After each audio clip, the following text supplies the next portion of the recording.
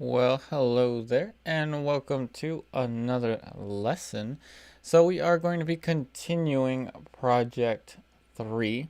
So now that we have, well, this is now, I think, the third um, sitting on this project. This project has now earned itself a playlist.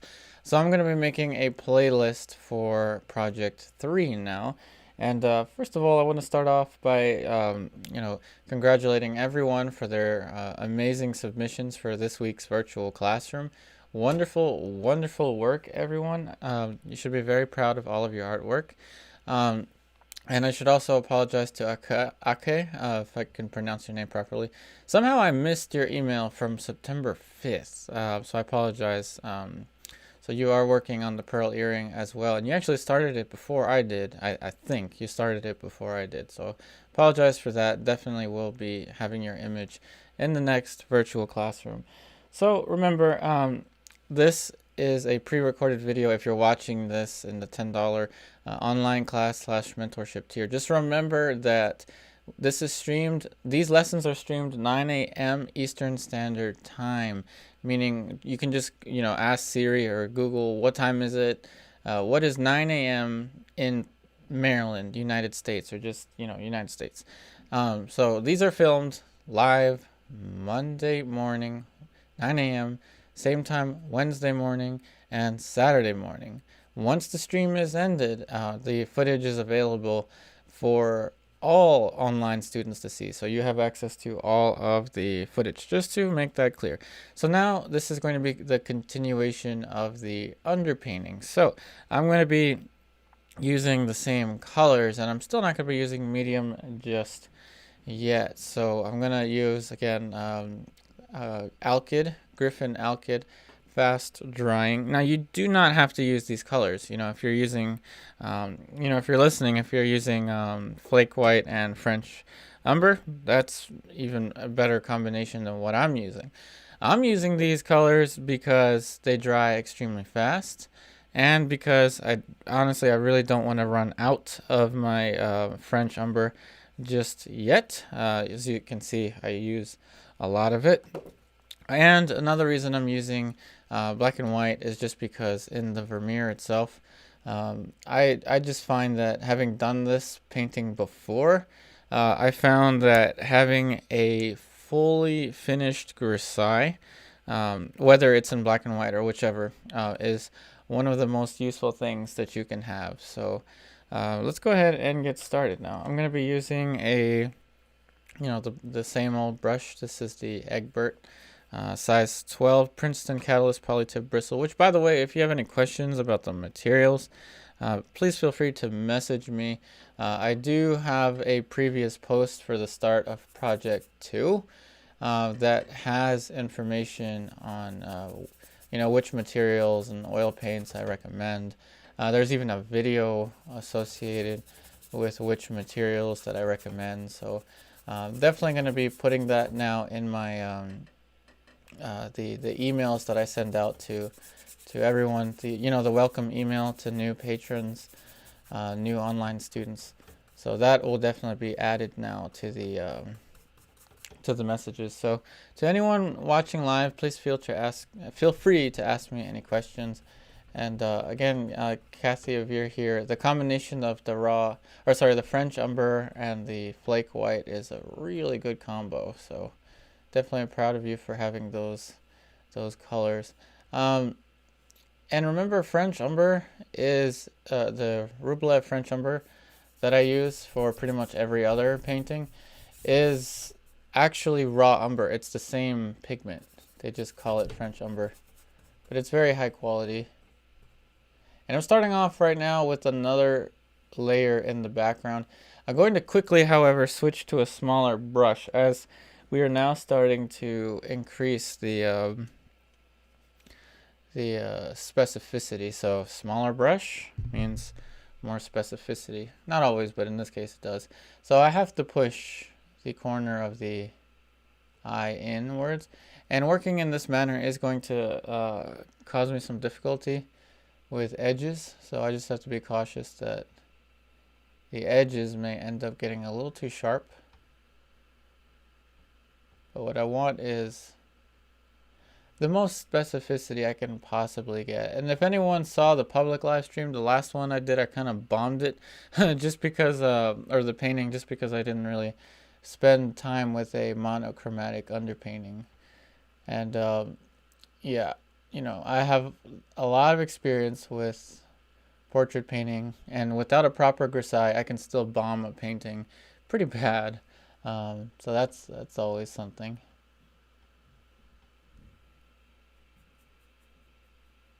Another thing that you may have noticed is that the title for each live stream is now very clear, titled live stream.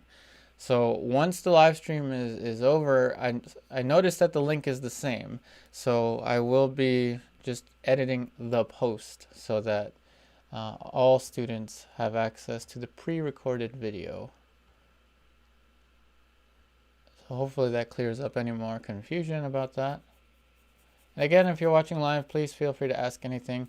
Also, if you have a bunch of ads, I apologize for that. If there are ads in the lessons, the pre-recorded ones, please let me know. For some reason, when I do the live and I take off monetization, they take off my chat. I noticed that. So apologize for that if there's too much of that.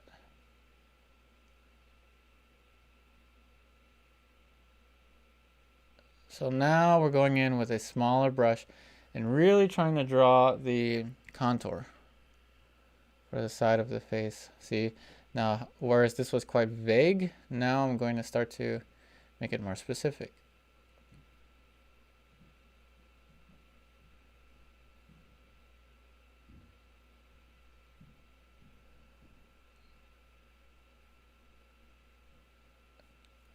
And for those of you that have done a transfer drawing or are doing transfer drawings for this project, definitely a good idea to do the transfer drawing. And you know, just like we did in project 2, which is still an ongoing project. The only reason I haven't worked on project 2, I've done project 3, this is the third or the second time in a row this week, is just because I want to get this drawing caught up to where project 2 is before getting into the you know, too many specifics. Now I do want to also introduce alla prima, the concept of alla prima, to everyone. Alla prima basically puts us to the test. It is something that I will introduce with still life and landscape to explore the techniques of oil painting even further. But I will tell you that it is significantly more difficult than what we're doing here. And the results are usually not as realistic, but it is a you know, an eye-opening experience. There's always something to learn from alla prima. Now, I see that the distance for the collar is a little off, so I'm gonna actually raise the collar. I'm gonna use the outline first. So I'm gonna put an outline up here just to raise. And now I'm gonna go back into the collar. Which, by the way, if you've never used the Alkyd, Griffin Alkyd, or any kind of Alkyd oil paint, I recommend Windsor's over Gamblin's. Gamblin's fast matte tends to dry a little too fast. This is nicer, the Windsor, just because it dries within a couple hours versus it feels like Gamblin's Alkyd dries within minutes, which is a little too fast. In any case, I'm gonna now move this up, and I'm using comparative measurement. You know, that just feels like it needs to move up.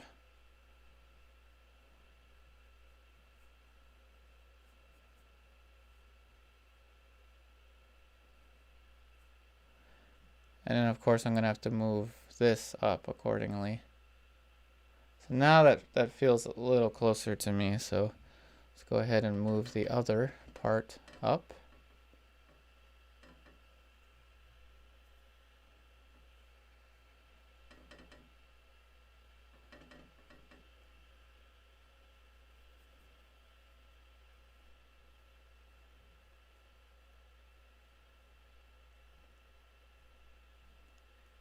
And you can tell on the Vermeer that he did kind of do something similar. You can see dry brushing in the bottom. Dry brushing meaning this kind of like scrubby look. All right, so I'm gonna clean off the brush really quickly. And to answer other questions that I've been getting, very common questions. And again, thank you everyone everyone that's sending questions and interacting with the online classes and the lessons. Again, there are now playlists, and I will be creating a playlist for this one. And I'll see what I can do in terms of linking that materials video that I made a while back into the playlists. So, Candace, thank you for asking me the question about the materials. You gave me the idea of linking that materials video into each playlist. So we're gonna go ahead and do that to make sure that the materials are very, well understood. And to everyone watching this, as the pre-recorded video, remember that you can do an underpainting with any color. It doesn't necessarily have to be the colors that I'm using. It's just that you want to be very cautious of the drying times. So that's why I suggest either using an alkyd like this or the choice that I use most often, which is using raw umber, or of course French umber, as they are the same.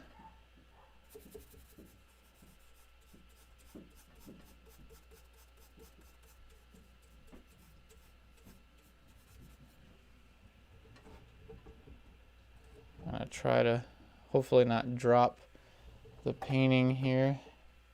Oof, don't fall.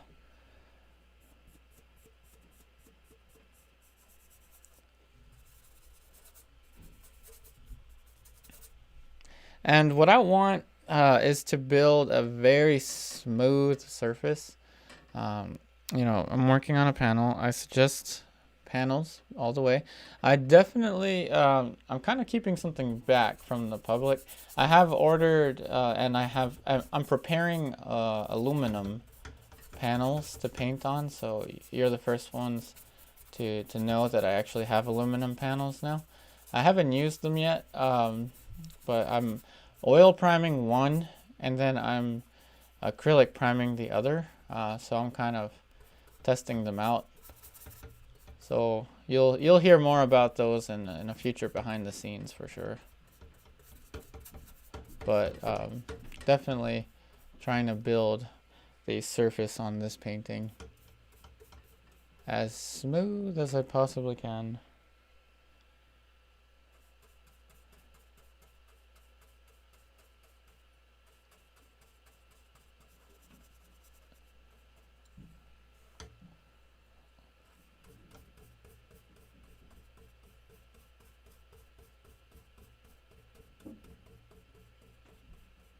I get a scrubby scrub brush.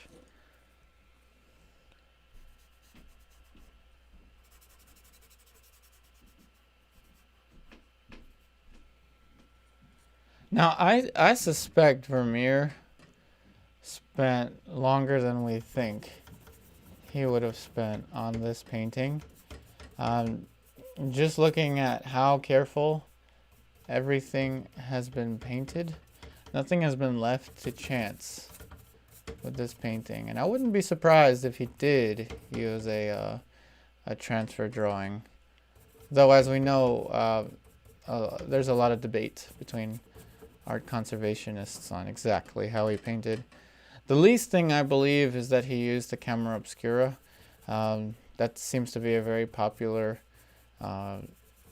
opinion of how he worked, but when you look at painters such as Caravaggio and Vermeer, who have been said that they used optical devices, if you look exactly at how they kind of romanticize their figures, their portraits, you can't really get this from what he has, what you're seeing in the photo reference, from copying some kind of optical device. I just don't really see that. And Vermeer's compositions are so edited.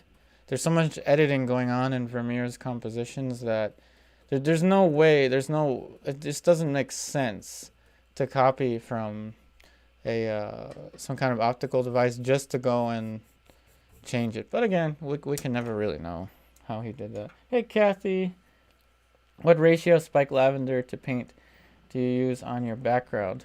So when we're talking about solvent to paint, it's really just a what I do is I dab the brush into the solvent, and it's just a drop really. And then what I do is what I do is I dab it again, maybe like 5 times, like 1, 2, 3, 4, 5. And then that's pretty much enough to spread the paint evenly. And that also depends, Kathy, on the surface as well. I mean, if you're working on a really smooth panel, then it should be about the same as me. But when it comes to ratio, I'd say just a drop, really. Sorry, it's not very mathematical, but just a drop.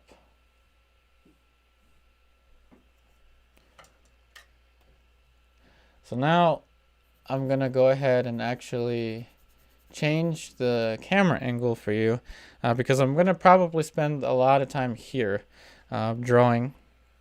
So Kathy, I hope that answers your question. I'm sorry it's kind of vague, but I just use about a drop for the to spread the paint onto the background. I don't use too much. And especially with spike lavender, Kathy, you don't want to use too much. It's a very expensive material. You're using the ampersand, Kathy? All right, definitely the best surface that you can possibly use, in my opinion. All right, so what I'm gonna do now is zoom. I would look away from the. If you don't want to get seasick, I would look away for maybe like 30 seconds. I'm going to just zoom it into here. So just a warning, I don't want anyone to get seasick.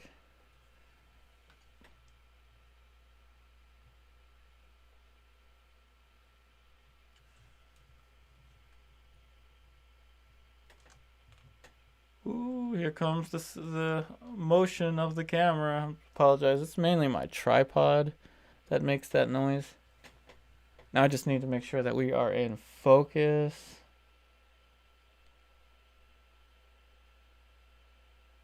Yep, apologize for all that motion. Alright, we should be good. What I'm going to do now is increase the size of the photo reference for you while we are in this frame.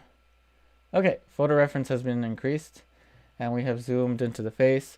And I will probably spend the most time here on the face drawing. Hey, Kathy. Oh, you were using too much. You know, one thing I noticed, Kathy, is spike lavender. At least with the one that I do have maybe like a couple teaspoons left. If I use too much of it, it is a little too strong. But that's not really a bad thing. It's just something to take note. It's a really good solvent to use. And of course, spike lavender, to all online students, spike lavender is my most recommended solvent to use. It's also, among other things, it's a healthier, it's healthy on our lungs and the environment than distilled turpentine, and it definitely works better, in my opinion, than odorless mineral spirits. You know, odorless mineral spirits wasn't even invented for oil painting. It was invented for, I think, industrial purposes, and then it happened to turn into something that was eventually used for oil painting, come to find out. Now, what I'm going to do is spend the rest of the time here drawing. So the first thing I noticed is that, I need to put in more specificity. And so Kathy, the setup that you have, I think, is actually better than this. In hindsight, I probably should have just used flake white and raw umber and just let it dry thoroughly each day. You know, sometimes if you paint really thick with raw umber or French umber, it can take up to 2 days or 3 days to dry. So I don't know. I think it would have actually been better to use the raw umber. Just because with fast drying alkyds, you have to paint each spot and leave it within maybe like 20 to 30 minutes because that's when it starts to tack up. But it does put you in the immediacy of the moment.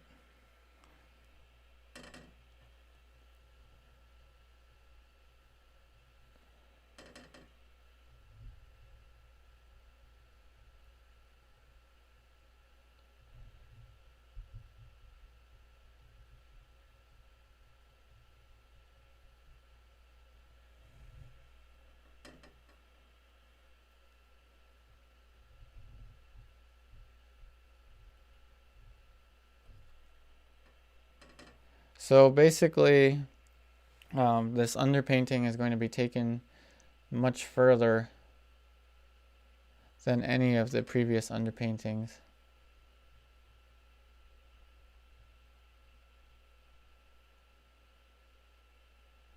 In terms of how many values, you know, how detailed it's going to be.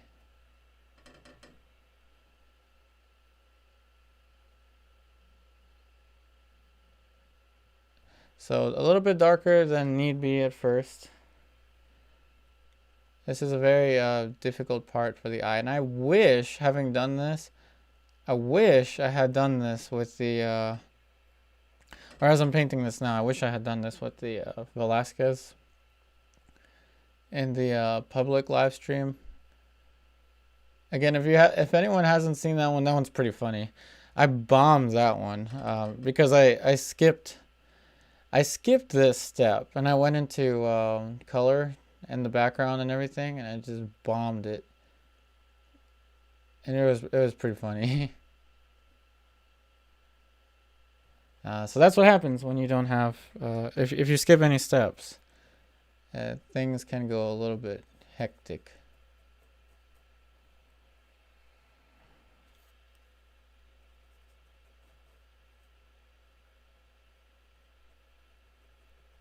And I'm just using a little scrubby scrub brush. Of course, this shape is a little off, but what I'm trying to do is draw this shape, and then I'll address this one.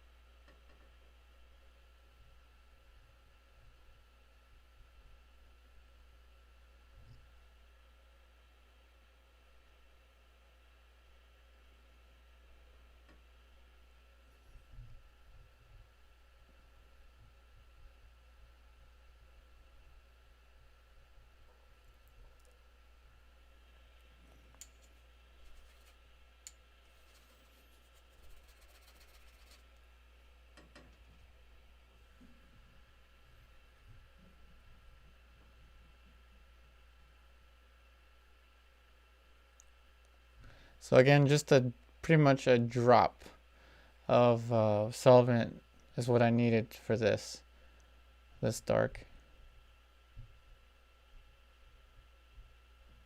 And when you thin out your paint with solvent, anticipate that it's going to sink in. So it's going to appear kind of faded in later. And that's okay. Because right now what we're doing is drawing.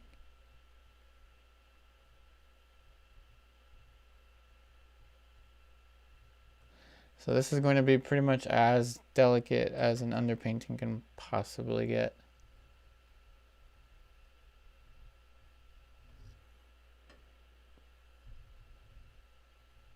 And if you think about it historically in a practical sense, it makes sense that Vermeer would have been very careful with an underpainting.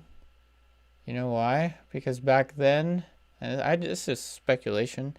Back then, the colors that he was using, of course, the most expensive being the lapis, the ultramarine blue the genuine ultramarine blue that Vermeer is famous for using. If I were him, I would probably want to do the same thing.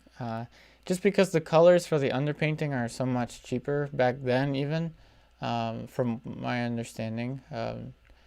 If you start an underpainting with, say, bone black and lead white, it's not as expensive, as lead was a very common thing used back then.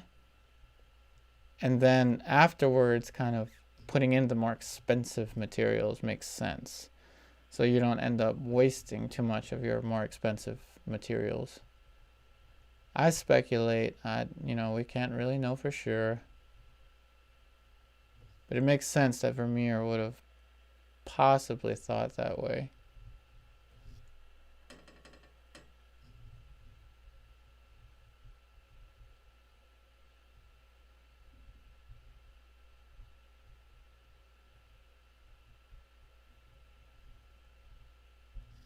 And not only was the lapis expensive, the ultramarine blue that Vermeer had, but it was also very hard to find. I believe they were mining it in Afghanistan. So it's very difficult. Even now it's kind of difficult to find the genuine ultramarine blue.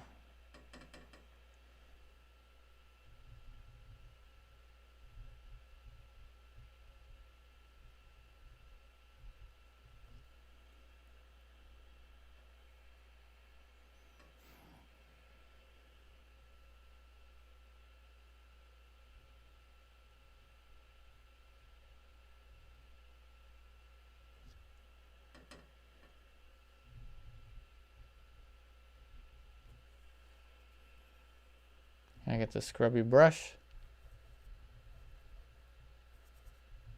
Trying to get rid of any unnecessary sharp edges. Alright, let's address this before I forget.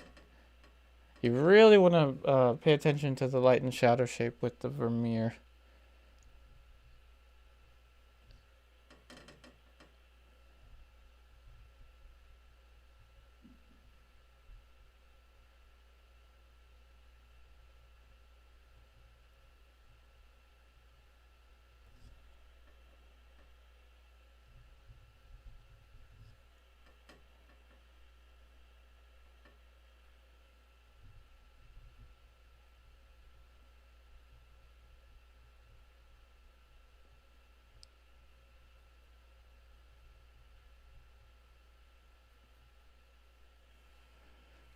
So let's see. So this had to raise almost all the way up to the lower eyelid, which needs a highlight, or at least a top plane.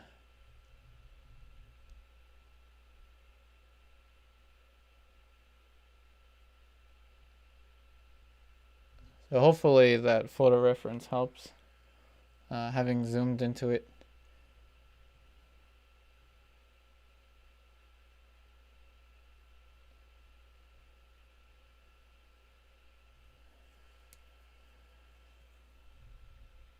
So now this light plane needs to almost match the lower eyelid.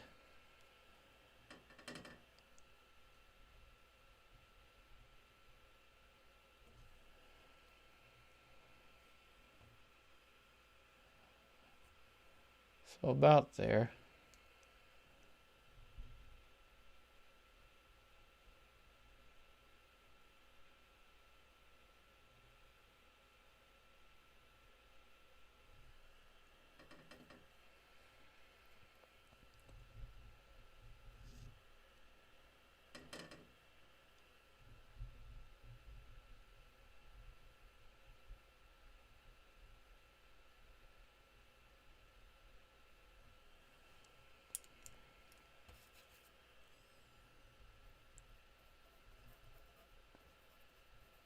scrubby scrub brush.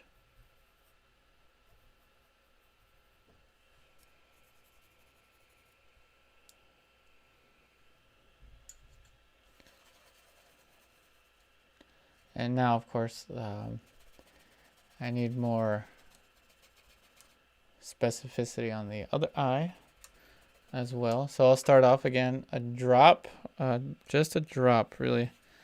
And then, of course, dab it onto the paper towel. So I'll just dab onto the paper towel. Hopefully the paint is thin enough.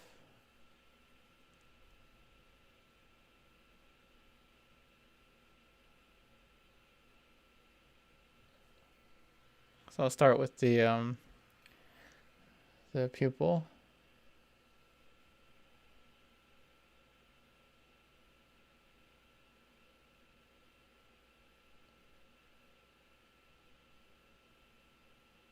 And I'm anticipating that right now it's going to seem too dark, just because it's a thinned out paint, and it will fade, so it will look a little too dark now, but then it'll change as the painting dries. And this is going to be the same with any color.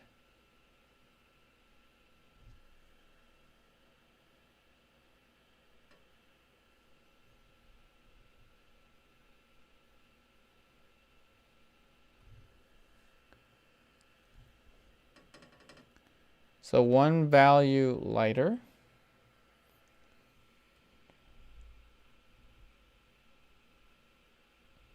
Even though it doesn't look it for here.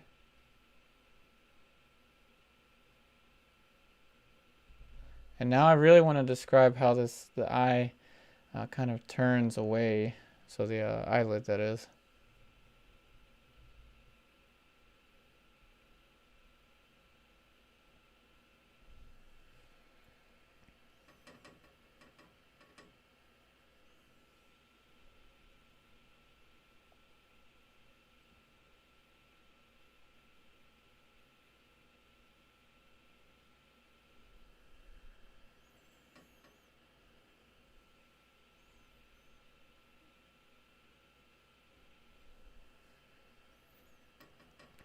And just maybe a couple shades lighter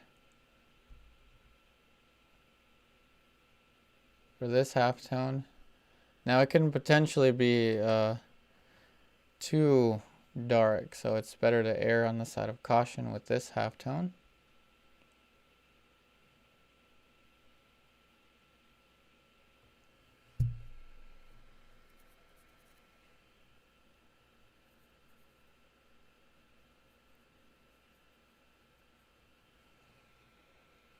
And the pearl earring is kind of romanticized to the nth degree. So there's a lot of, I don't know what the correct terminology is, but there's a lot of sophistication to each shape. It's almost like in each shape you're looking for the Fibonacci sequence or something.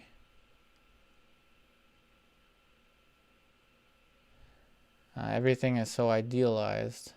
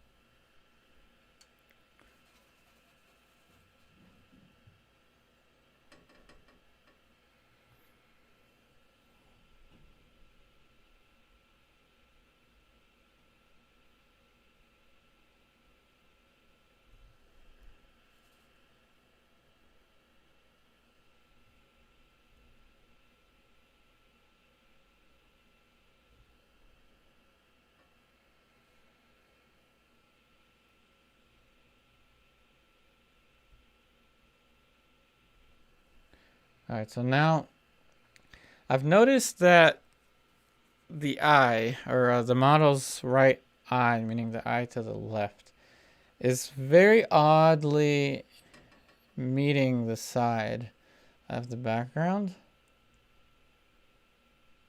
So to me it's quite odd, but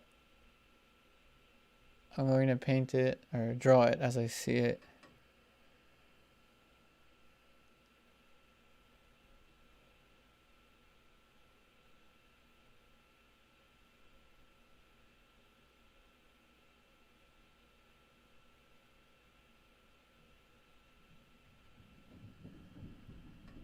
I guess that's one of the things that makes this painting so um, uh, timeless is this. You know, this is one of the things that wouldn't really make sense with if you were painting it from nature, but Vermeer must have, you know, met the sclera of the eye with the background to contrast with, I don't know, the contour of the face. But in reality, there would definitely be something here uh, for the corner of the eye. So this corner of the eye would probably be a lot closer. So Vermeer must have edited this.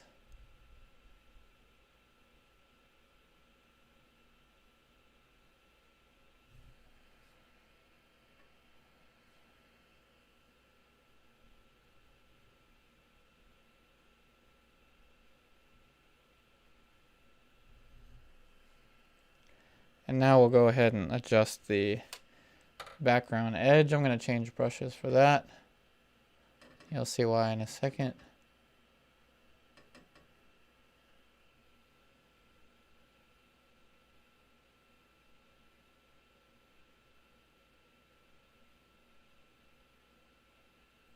So this edge is quite a complicated edge, I must say. So I'm going to have... okay, I just actually got your message for Project 3. Again, I apologize for not seeing that message from September 5th. So edgewise, for the most complicated edges, like this one, I try to have two brushes at the same time. So check this out.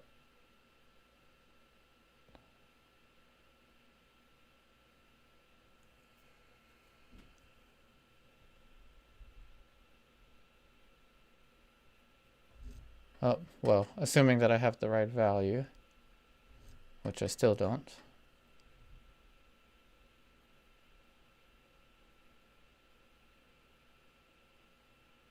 So you want the paint to drag wet on wet to have the most precision when it comes to edge quality. I would highly recommend softer brushes for this.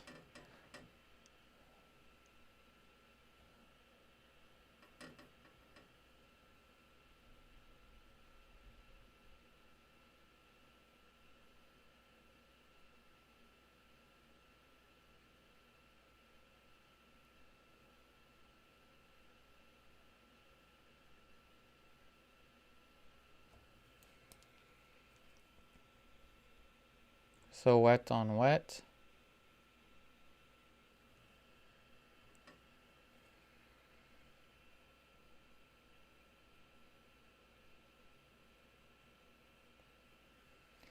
And that is definitely one of the most intricate edges, I think, in this whole image.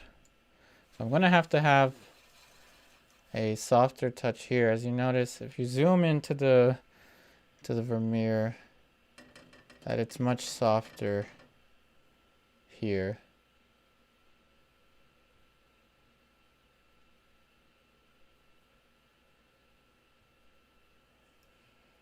So let's go ahead and do that once again, but it is darker as well.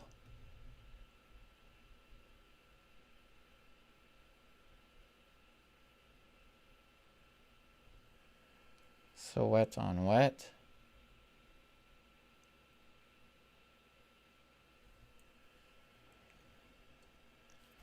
A little bit more solvent, again, just a drop.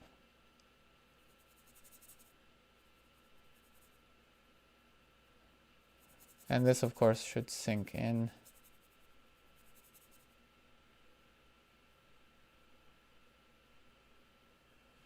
But just to make sure that it doesn't dry so awkward, I'm going to get a scrubby scrub brush to kind of blend it into the background. But in any case, now having the background wet, I'm going to go ahead and go in and try to very cautiously put in this edge and value.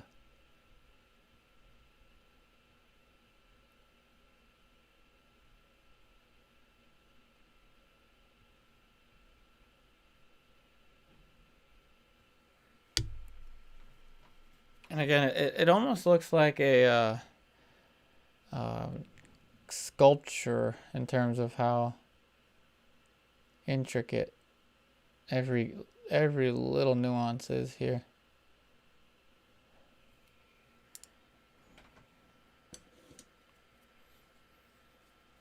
I get a fan brush again just to eliminate the possibility of any kind of paint buildup that I don't want.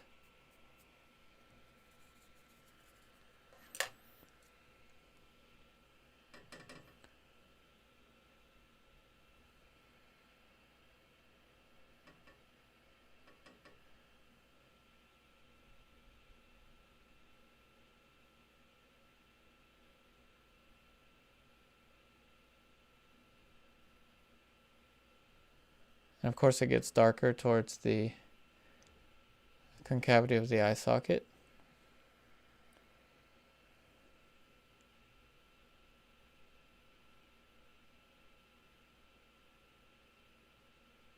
I can't imagine how complicated the conservation of this painting must have been. They did a good job, but I mean, still, this painting is in pretty bad shape if you, again, zoom into it. I heard the story goes that it was kept in someone's basement, I guess as most things go with art. It was kept in someone's basement until it was sold for not very much, and then eventually realized it was a Vermeer.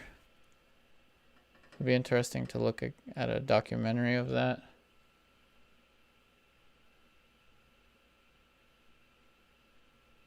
So it wasn't kept in the best situation, best environment.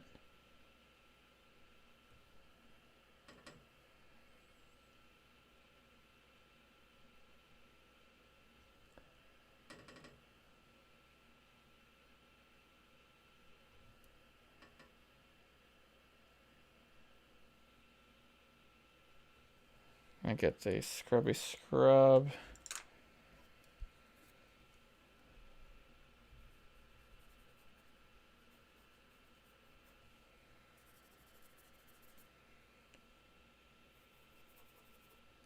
And I'm going to take as much time as needed for this grisaille. I think this is the very first monochromatic that has more than one video, more than one lesson. And since we can now, since we now have the ability to have 3 lessons each week, I'm definitely going to be taking way more time with each step.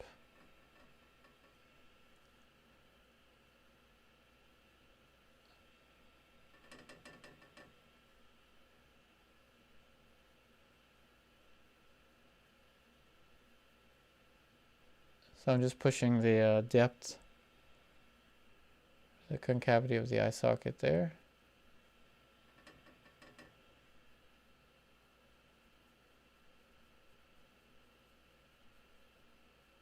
Among many things, this is so project 3 is really a study of value.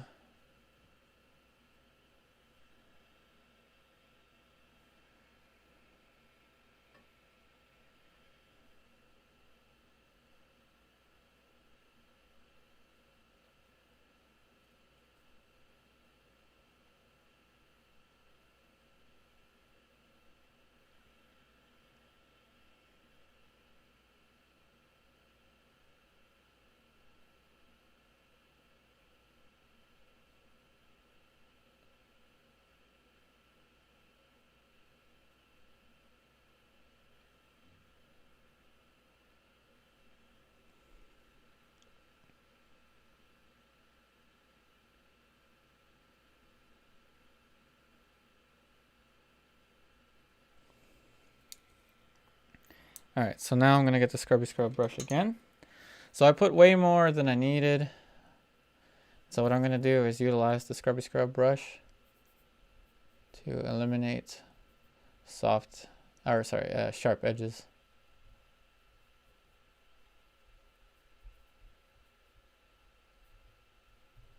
And then of course the fan brush to eliminate the possibility of too much paint buildup.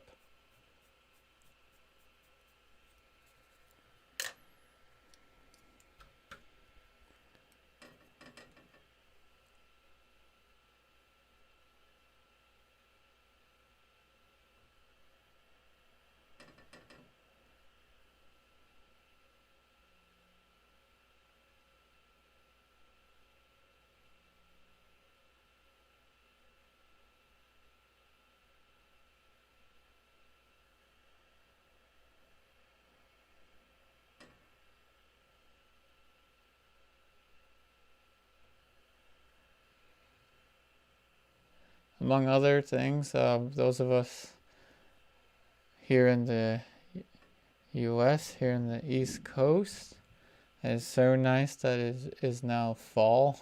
It feels like fall weather. It feels like there's a giant air conditioner outside, which is awesome. Fall is actually my favorite season. It's like my most optimistic season. I don't know why. I definitely enjoy fall the most.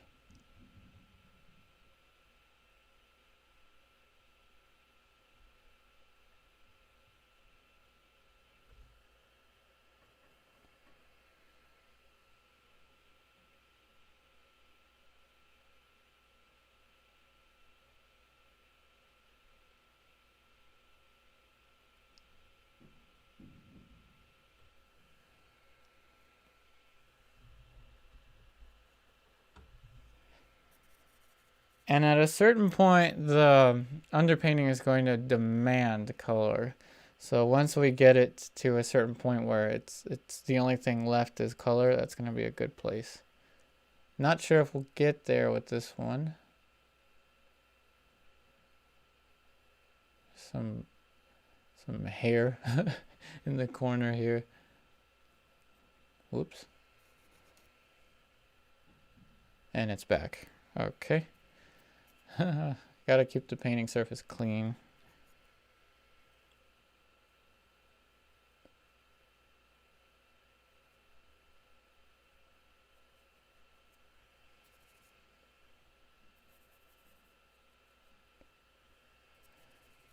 All right, so the halftone here has been disturbed a little bit, so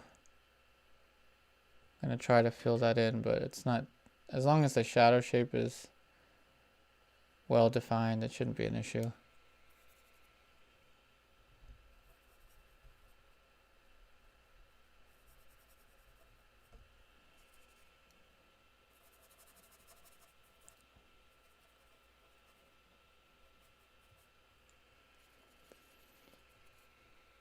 All right, so now with the nose, there's a possibility that I have the nose still too short, either that or the mouth is too far down. So I'm going to stand back, just compare optically.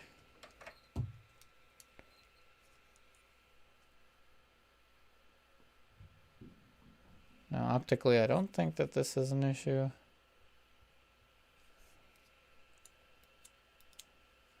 But I do, if I use a vertical, I do notice that I have the mouth a little off, which is almost always the case.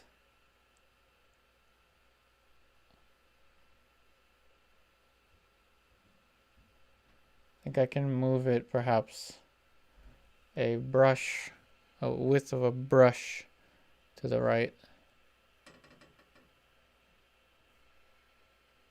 And it's oftentimes these little things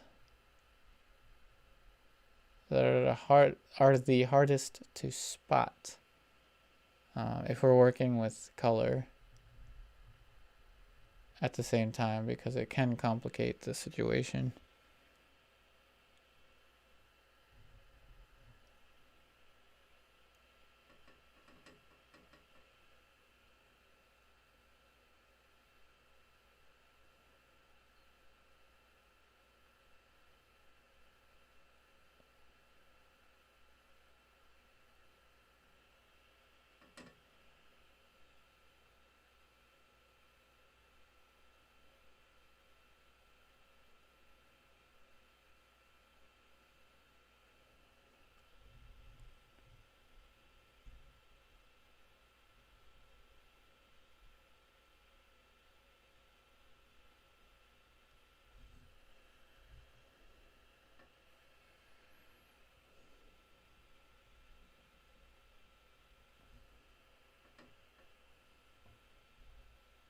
And again, it's just the width of a brush that I'm moving that. And of course the lower lip needs way more attention than it has.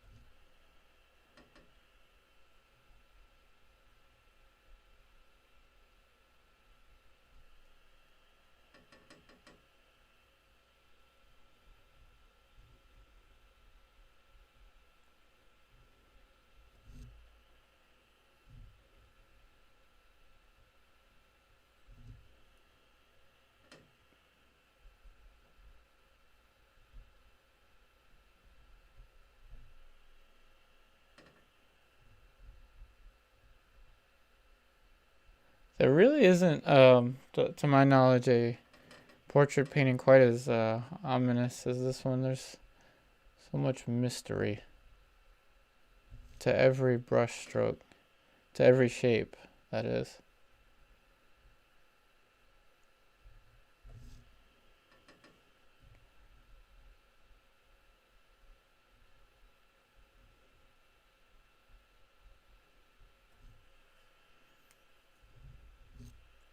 And of course the halftone here is a big thing that is missing.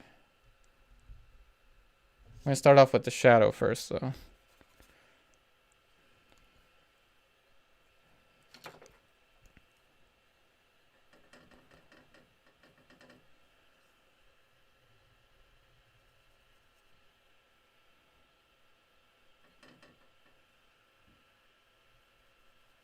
Now clearly I wanted to show that reflected light, but right now I'm prioritizing this shadow. So I'm painting it darker. Then I'm going to use the scrubby scrub to spread.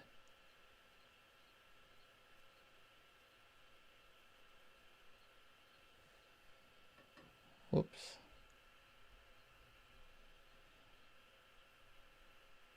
Alright, I'm going to switch to the scrubby scrub.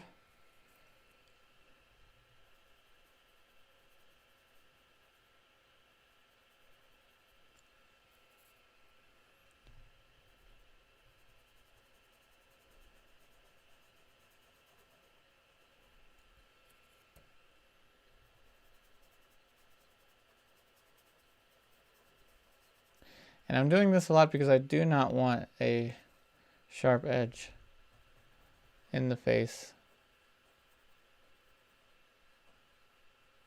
Because glazing over top of a sharp edge just isn't really the most fun.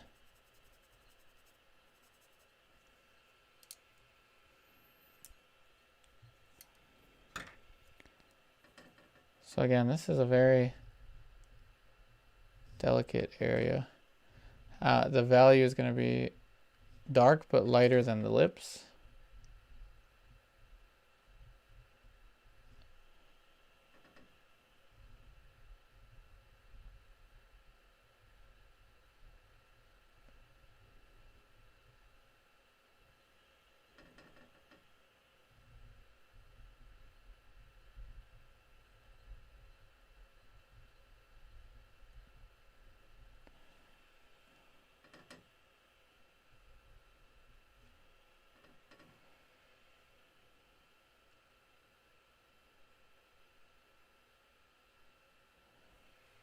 So live stream patrons, please feel free to ask anything.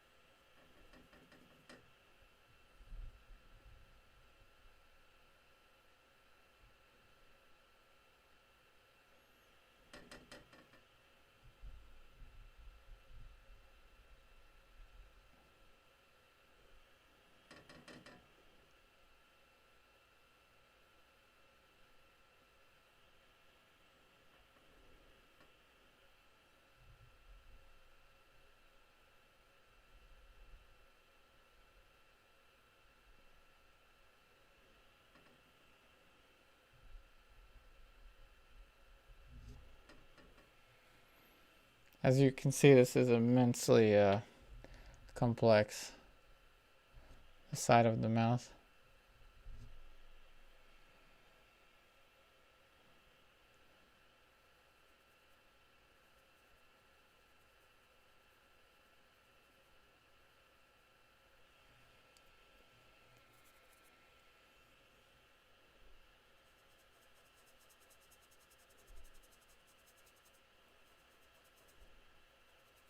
Treating the scrubby scrub brush almost like a stump to charcoal.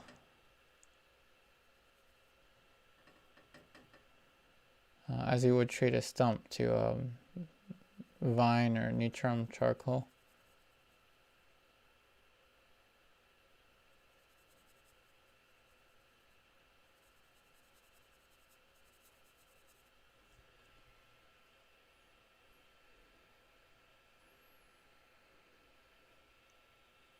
What is going on here?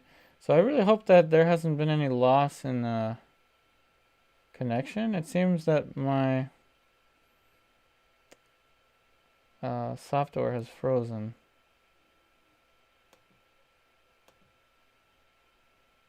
That's not good.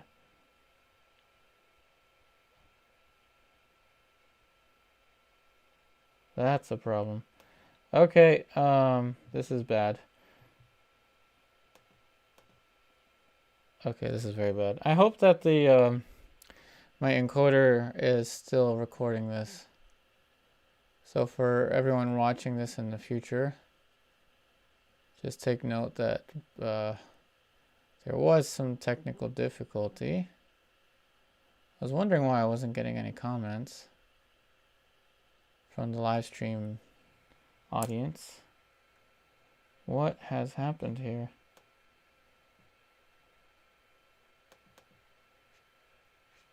Wow, it froze completely.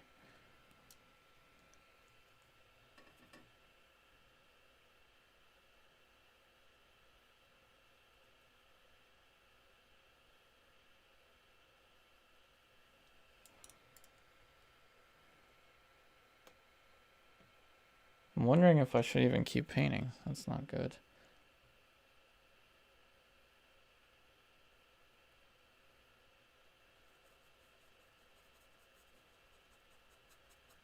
Well, what I don't want is the painting to have any sharp edges in the face, so let me get rid of the sharp edges and then quickly double check what's going on with my device here. So let's get rid of this sharp edge.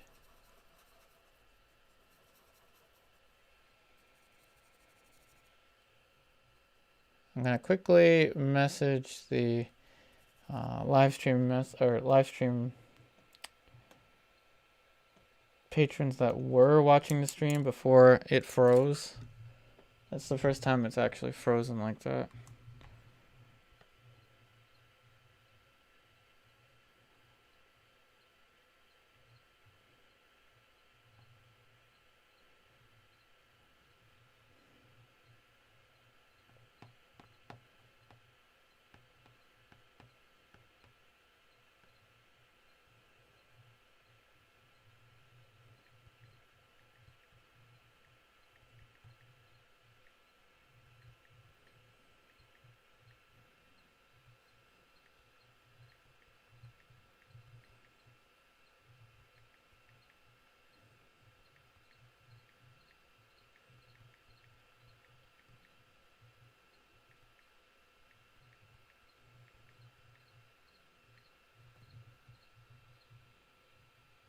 Okay, so I'm messaging one of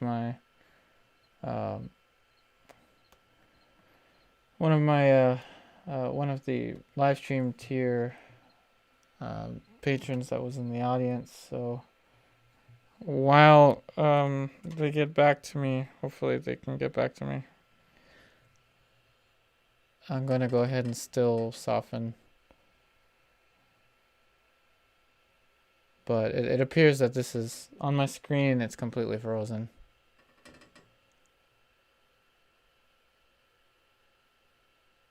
I may not even be able to do a public stream today. This is bad.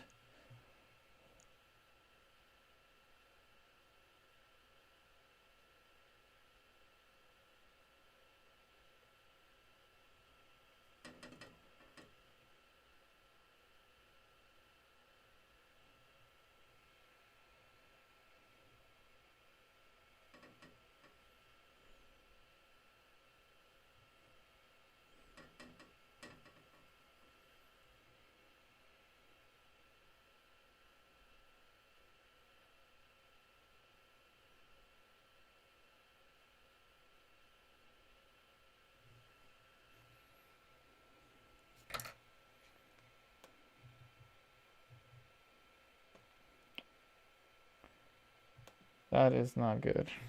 Okay, so I'm not getting any response. I don't know what to do. This is the first time this has happened, so let me zoom out for everyone. I'm hoping that it is still recording, at least, so I'm gonna go ahead and zoom out.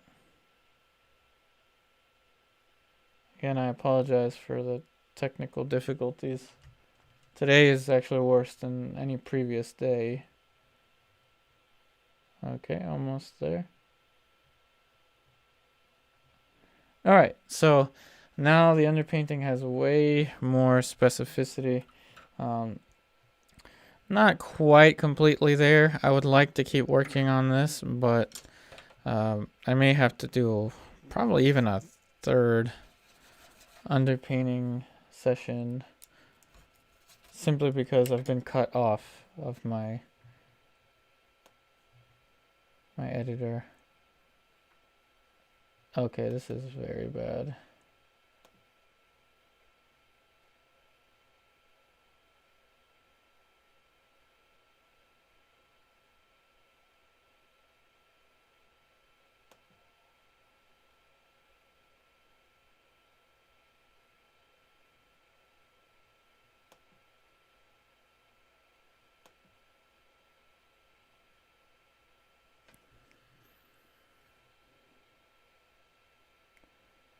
Okay, so the web page is frozen and I can't access my computer. The computer is completely frozen. So yeah, thank you so much if the footage is still viewable to everyone. It's a good thing I didn't really get into color this time, huh? All right. That's about it. I wish you the best. I'm gonna do the best that I can do to fix this problem. I wish you the best, and yep, I'll see you on the next one. Hopefully we fix this problem.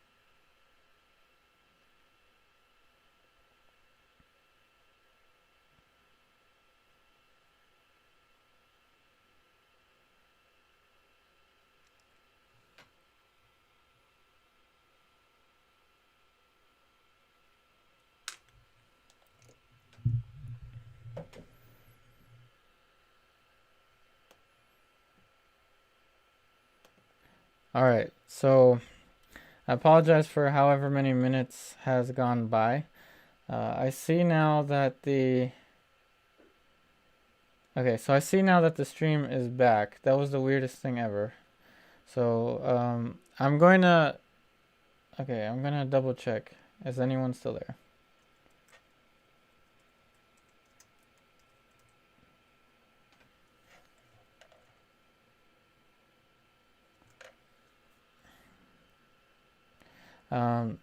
Just because I do want to continue working the face before letting this dry, which it's already doing. Wow, this is very bad.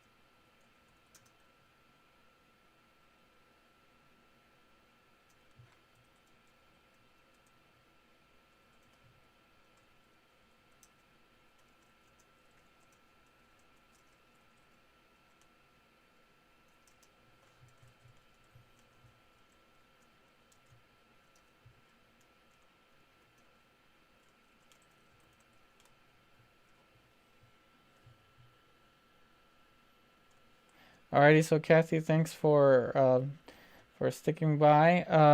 The computer did freeze for me at about 55 minutes. We're at an hour 8 minutes now, and it's still starting to cause problems. I think that the stream continued, however, but I wasn't able to monitor it. Wow.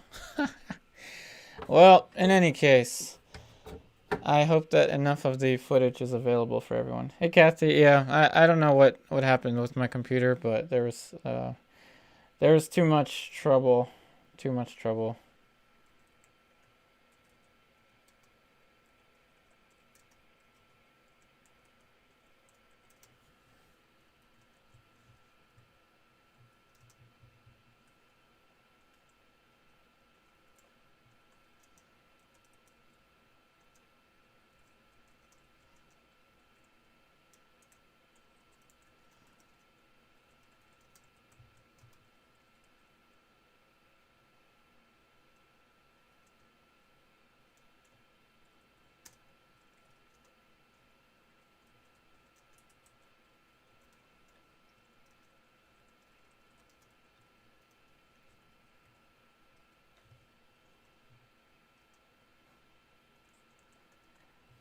Okay, so Kathy's clarifying that the stream did continue, which is hilarious to me because it was completely frozen on my laptop. So I don't know how that ended up happening, but I think just to be on the safe side, I'm gonna have to call it.